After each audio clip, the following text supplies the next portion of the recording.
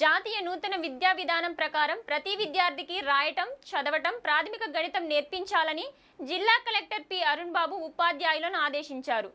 సోమవారం మధ్యాహ్నం స్థానిక కలెక్టరేట్లోని జాషువా సమావేశ మందిరంలో వికసిత్ భారత్ కోసం మానవ వనరుల అభివృద్ధికి కార్యక్రమంపై జిల్లా స్థాయి వర్క్షాప్ నిర్వహించారు.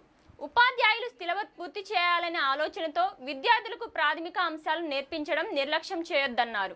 నాణ్యమైన విద్య, విలువలతో కూడిన విద్య నేర్పిస్తూ సామాజిక మీడియా ప్రభావం విద్యార్థుల మీద పడకుండా చూడాలన్నారు.